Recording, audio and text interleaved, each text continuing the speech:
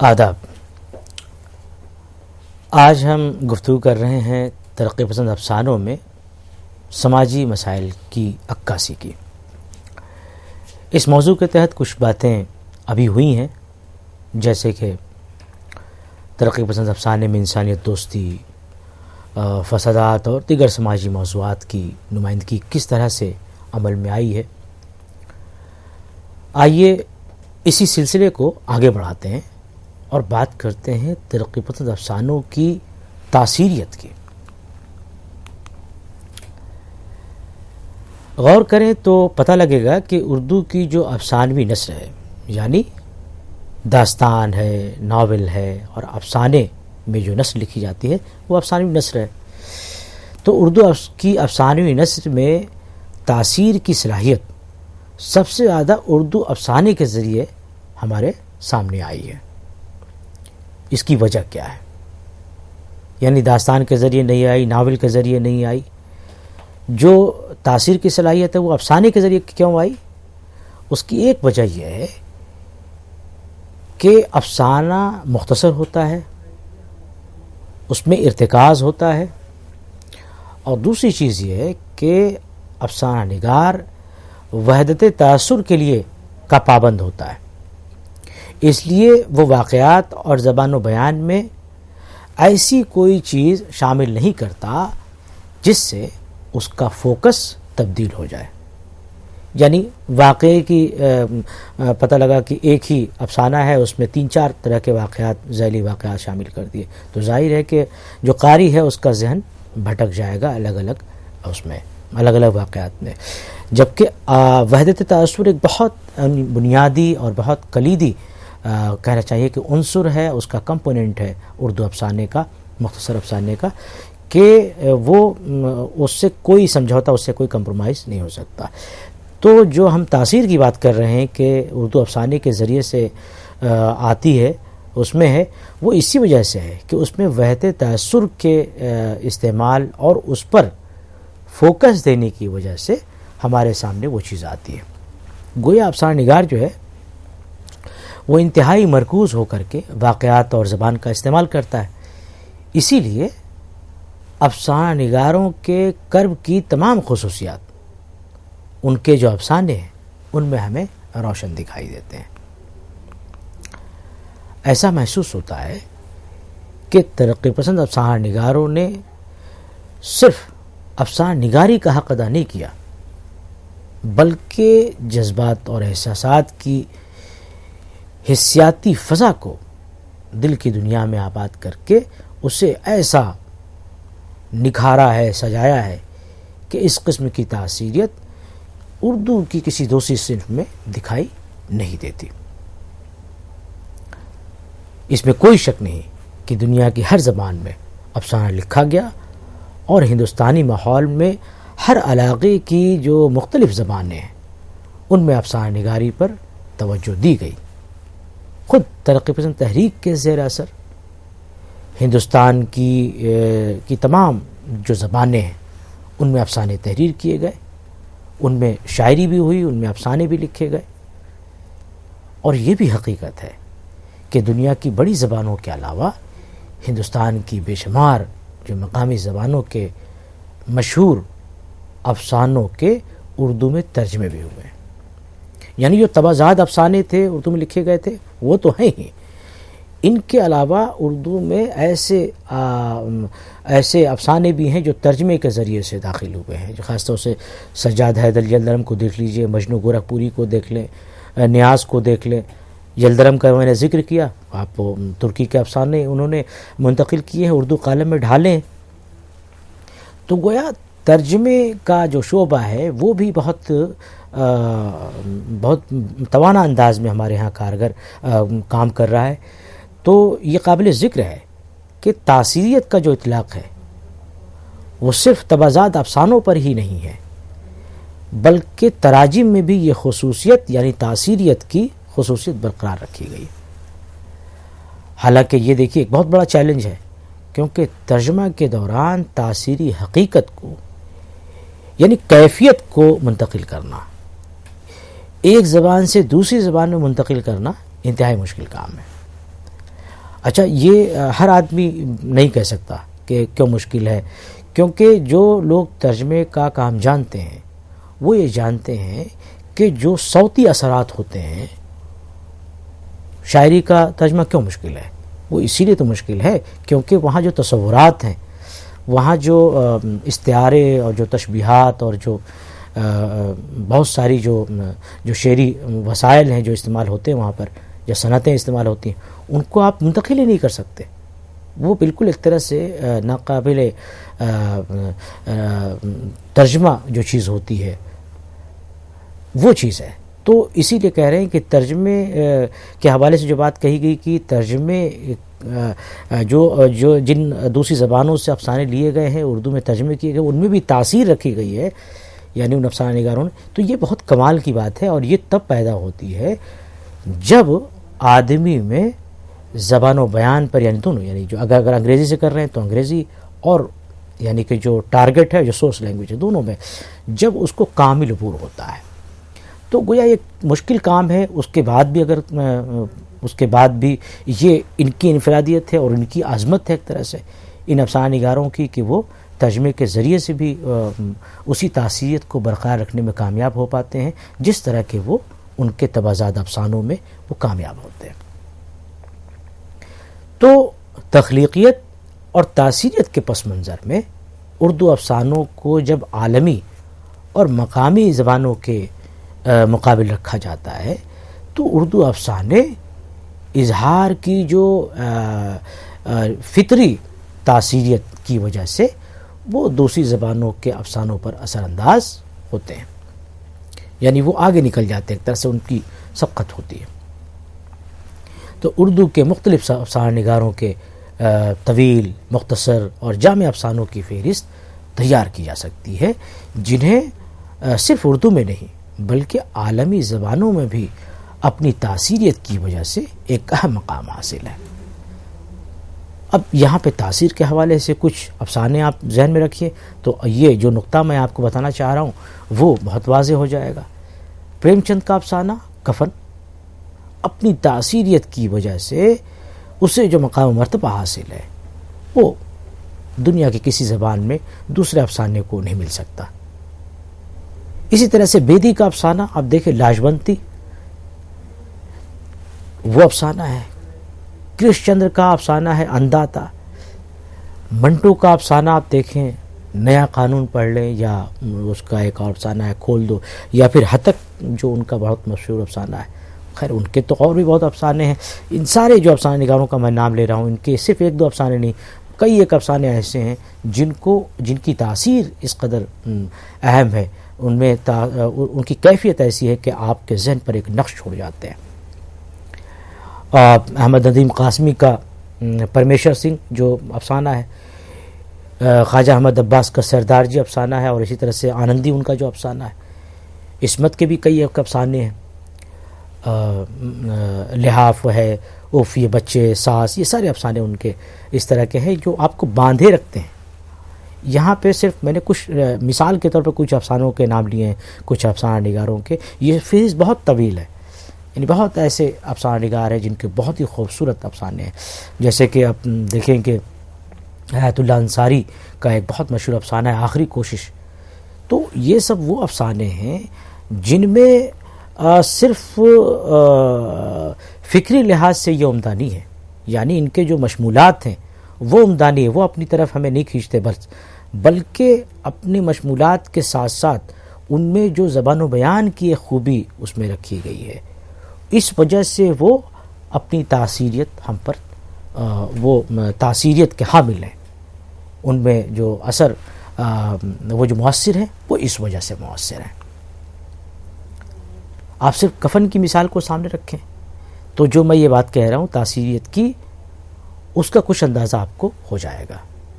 اسی طرح سے کرش چندر، خواجہ احمد عباس، منٹو، احمد ندیم قاسمی کے علاوہ دیگر دوسرے بے شمار ترقی پسند افسانہ نگار ہیں کہ ان کی تخلیقات میں تاثیریت کی وجہ سے ہندوستان کی زبانوں ہی نہیں بلکہ بیرونی اور غیر ملکی زبانوں سے زیادہ تاثیر کا وسیلہ بن جاتی ہیں. تو گویا یہ حقیقت واضح ہوئی کہ جو اردو افسانہ ہے وہ جذبات و احساسات کا نمائندہ ہی نہیں ہے، بلکہ خود افسانہ نگار کی جو حسی صلاحیتیں ہیں ان صلاحیتوں کا نمائندہ ہے۔ اس لیے ترقی پسند تحریک کے ذریعہ کہ اس کے زیر اثر اردو میں لکھے جانے والے افسانوں میں جو موجود تاثیریت ہے وہ تخلیق کار کے وصف کو اہم مقام کا حامل بناتی ہے۔ ایک پہلو یہاں اور سمجھیے، یہ تاثیریت کا پہلو ہو گیا۔ اب ہمیں ترقی پسند افسانوں میں زبان و بیان کے عنصر کو سمجھنا ہے۔ اس سلسلے میں آپ یہ دیکھیں کہ اس تحریک سے وابستہ جو افسانہ نگار ہیں، جو تخلیق کار ہیں، انہوں نے نیریشن پر خاص توجہ دی ہے، بیانیہ پر ان کی توجہ خاص طور پر رہتی ہے۔ ان کا بیانیہ بہت مستحکم اور مؤثر ہے۔ ان افسانہ نگاروں نے بیانیہ کے دوران صاف، شستہ اور سادہ زبان استعمال کی ہے۔ اس کے علاوہ ان کے بیان میں تاثیر کی قوت شامل ہونے کی وجہ سے ہر زبان کے فرد کو اردو افسانے کے اسلوب سے دلچسپی پیدا ہوئی۔ یہاں یہ حقیقت یاد رکھیے کہ بعض جو غیر اردو افسانہ نگار تھے، انہوں نے کرداروں کی زبان اور ان کے اظہار کے لیے مقامی زبان استعمال کی ہے، اور دوسری زبانوں کی کچھ غیر معمولی تراکیب کو بھی استعمال کیا ہے۔ تاہم یہ دیکھنے والی بات ہے کہ اس سے بات بگڑی نہیں ہے، بلکہ اردو افسانے کا جو اسالیب ہیں، ان اسالیب میں ایک نئے آہنگ کا اضافہ ہوا ہے۔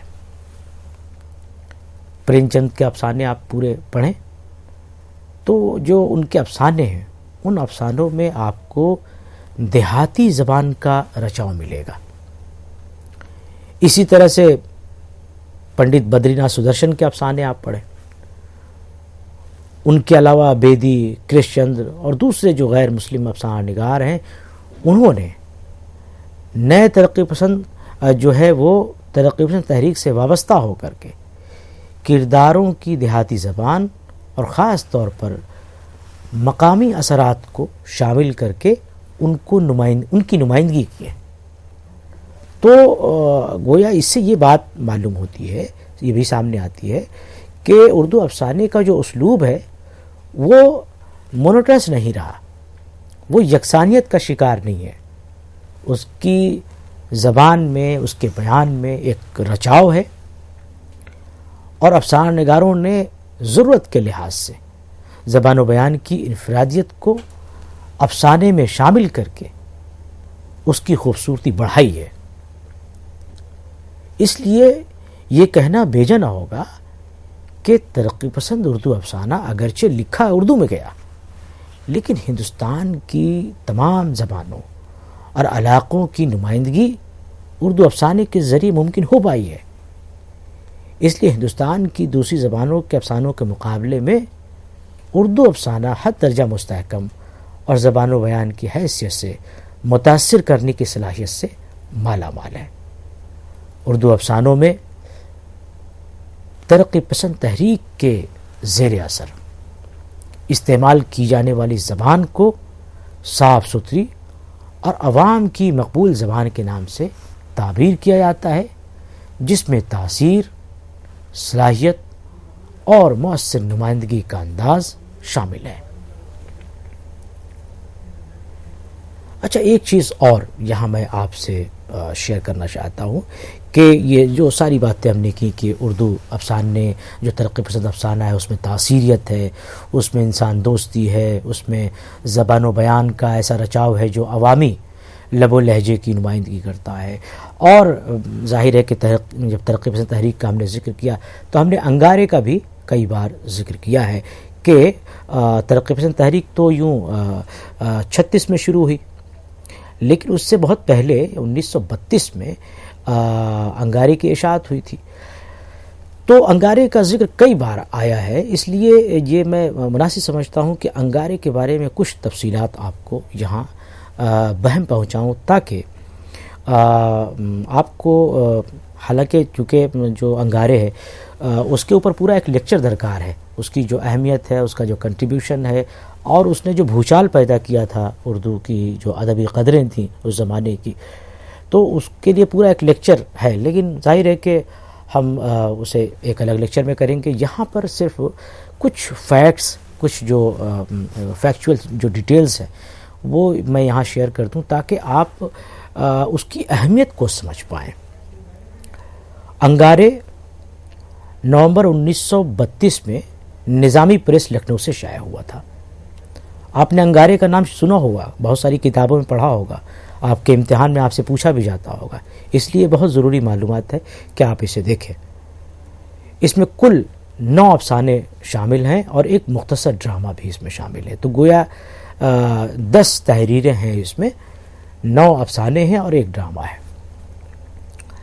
اس کی پوری تفصیل اس طرح سے ہے کہ سجاد ظہیر کے اس میں کل 5 افسانے شامل تھے. ان 5 افسانوں کے جو عنوانات ہیں وہ کچھ اس طرح ہیں کہ نیند نہیں آتی، جنت کی بشارت، گرمیوں کی ایک رات، دلاری، پھر یہ ہنگامہ. یہ ان کے 5 افسانے ہیں.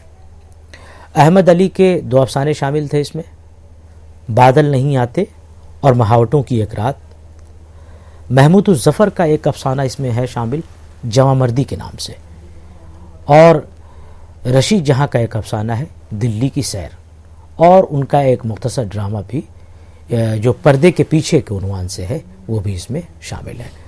تو اس طرح سے 9 افسانے اور ایک مختصر افسانہ، 9 افسانے اور ایک مختصر ڈرامہ اس مجموعے کا، یعنی جو افسانوی مجموعہ ہی کری جو کہ 9 افسانے ہیں، اس کا سرمایہ ہے. اور اس مجموعے کو احمد علی نے ترتیب دیا تھا. اس کا موضوع کیا تھا؟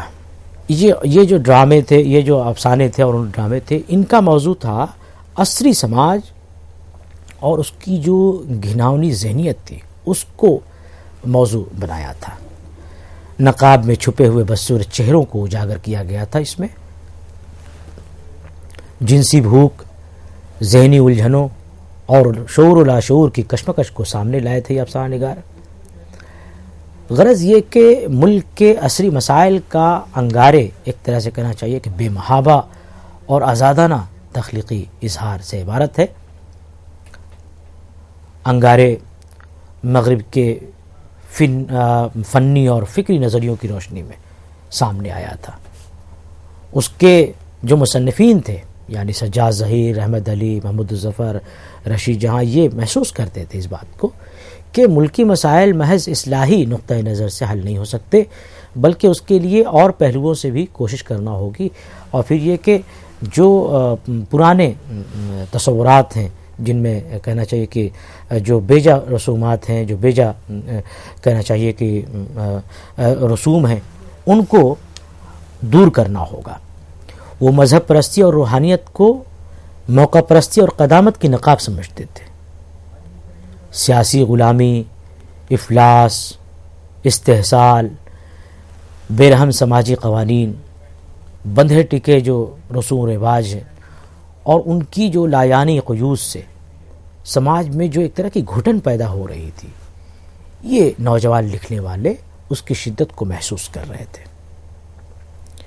اس شدت کی وجہ سے ان کے ہاں ان کا جو انداز نظر ہے وہ اس میں باغیانہ لے شامل ہو گئی. ان کے ہاں ایک باغیانہ تیور نظر آتا ہے ان مسائل کو دیکھ کر کے. وہ ہر چیز کو نئے سرے سے دیکھنے اور سمجھنے کے طالب نظر آتے ہیں. مغربی مصنفین میں جن مصنفین سے یہ ہمارے دیسی مصنفین متاثر ہوئے، ان میں Freud, James Joyce, D H Lawrence وغیرہ شامل ہیں. اور ان مغربی مصنفین کے افکار و خیالات کے اثرات ان کے ہاں صاف طور پر محسوس کیے جا سکتے ہیں.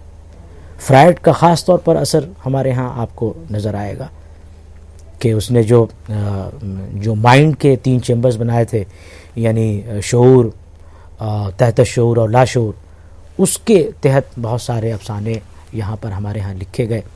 اور ظاہر ہے کہ فرائڈ ہے، یونگ ہے، یونگ جو ہے فرائڈ کا شاگرد ہے، اس نے اجتماعی لاشعور کی تھیوری دی تھی بعد میں۔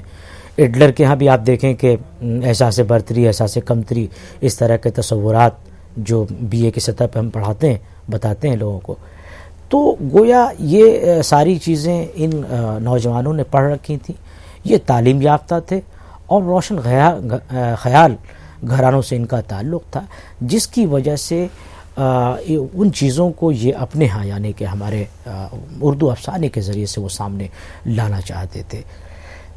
تو اسی طرح سے انگارے کے ساتھ ساتھ آپ دیکھیں کہ وہ 1932 میں ہی پروفیسر محمد مجیب کا جو افسانوی مجموعہ ہے کیمیا گر اور دوسرے افسانے، اس کی اشاعت نے بھی اردو افسانے کو نئی کروٹ لینے کے لیے دینے کے لیے بنیادیں فراہم کی تھی۔ تو گویا ترقی پسند تحریک سے پہلے دو چیزیں ایسی ہوئی تھیں، یعنی انگارے کی اشاعت اور دوسرے کے پروفیسر محمد مجیب کا افسانوی مجموعہ کیمیا گر اور دوسرے افسانے، یہ گویا ترقی پسند تحریک کے جو ترقی پسند افسانے کو ایک مضبوط بنیاد فراہم کر رہے تھے۔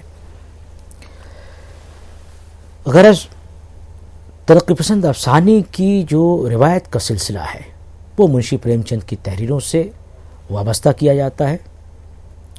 ترقی پسند افسانے کی انفرادیت یہی ہے کہ اس طرح کے افسانے کو دنیا کی سب سے بڑی آبادی والے ملک میں پھولنے پھلنے کا موقع ملا، اور اس ملک کی جو گنگا جمنی تہذیب ہے، جو کمپوزٹ کلچر ہے، اس کی وجہ سے بھی اردو افسانے کو سماج کے مؤثر نمائندگی کا ایک طرح سے مرتبہ حاصل ہوا۔ اس طرح اردو افسانے میں انسان دوستی کا ثبوت اس سے ملتا ہے کہ ہر قسم کے استحصال اور انسان کے وجود کو خطرہ پیدا کرنے والی حکومت ہے یا پھر جو اقتدار میں جو لوگ بیٹھے ہوئے ہیں، وہ انسانوں کے رویوں سے انسانیت دوستی میں پیدا ہونے والے خلل کو اس زبان میں بہت نمایاں طریقے سے پیش کیا گیا ہے۔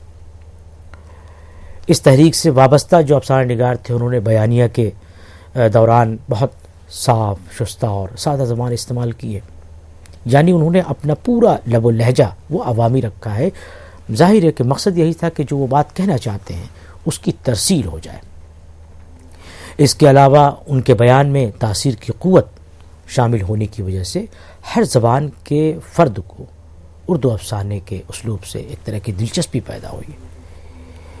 یہ بھی حقیقت ہے کہ بعض جو غیر اردو داں افسانہ نگار تھے، انہوں نے کرداروں کے ذریعے ایسی زبان استعمال کی ہے، یعنی ظاہر ہے کہ جس علاقے کے وہ کردار تھے وہاں کی جو زبان تھی مقامی، اس کو انہوں نے استعمال کرایا ہے۔ لیکن بہرحال یہ کوئی خرابی والی بات نہیں ہے۔ میں سمجھتا ہوں کہ اس سے جو اردو کا لسانی محاورہ ہے وہ وسیع ہوا ہے، جو جس لسانی کہنا چاہیے کہ ترقی پسند افسانہ کا جو لسانی محاورہ ہے اس میں تنوع پیدا ہوتا ہے، اس میں ایک طرح سے رنگا رنگی پیدا ہوتی ہے، جو ظاہر ہے کہ اردو زبان کے لچک کو بتاتی ہے کہ وہ کس طرح سے مختلف مقامی اثرات کو بھی وہ قبول کرتی ہوئی آگے بڑھتی ہے۔ تخلیقیت اور تاثیریت کے پس منظر میں جیسا کہ میں نے ذکر کیا کہ اردو افسانوں کو جب عالمی اور مقامی زبانوں کے مقابل میں رکھا جاتا ہے تو یہاں پر جو اظہار کی فطری تاثیریت ہے وہ ہمیں صاف طور پر نظر آتی ہے۔ اردو کے مختلف افسانہ نگاروں کے طویل، مختصر اور جامع افسانوں کی فہرست تیار کی جا سکتی ہے، جنہیں اردو میں ہی نہیں بلکہ عالمی زبانوں میں بھی ان کی تاثیریت کی وجہ سے بہت اہم مقام حاصل ہے۔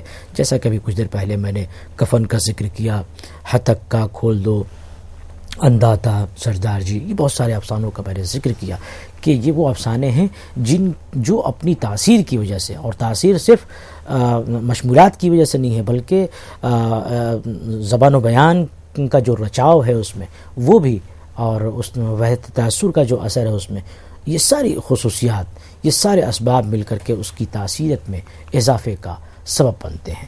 اسی طرح سے جیسے کہ پریم چند کے کفن کا ذکر ہوا، دوسری طرف کرشن چند ہیں، خواجہ احمد عباس ہیں، منٹو ہیں، تو بہرحال یہ کہ ان تمام افسانہ نگاروں کے ہاں جو ہمیں تاثیریت دکھتی ہے وہ ظاہر ہے کہ انہیں ایک دنیا کی دوسری زبانوں میں جو افسانے لکھے جا رہے ہیں اور خاص طور سے مقامی دیس میں بھی جو افسانے لکھے جا رہے ہیں ان کے مقابلے میں اس عہد میں جب ہم ترقی پسند تحریک کا ذکر کر رہے ہیں تو ان کے مقابلے میں انہیں سبقت اردو ترقی پسند افسانے کو سبقت حاصل ہو جاتی ہے. تو ظاہر ہے کہ ترقی پسند افسانے کو جب ہم اس کے پورے پس منظر میں دیکھتے ہیں کہ اس نے کس طرح سے سماجی مسائل کی عکاسی کی ہے، کسی بھی طبقے کو اس نے چھوڑا نہیں ہے. وہ بیدی کا افسانہ آپ کو یاد ہوگا کہ سوٹ صرف ایک سگریٹ، اس طرح کے جو افسانے جس میں انسانی فطرت کی جو معصومیت ہے، صرف ایک سگریٹ، ان کا افسانہ آپ نے دیکھا ہوگا کہ اس میں جو ایک بوڑھا شخص ہے جو سگریٹ کی وجہ سے اس کے اپنے بیٹے سے تلخی ہو جاتی ہے. تو چھوٹی چھوٹی چیزوں کے اوپر بھی آپ کو افسانے ملیں گے.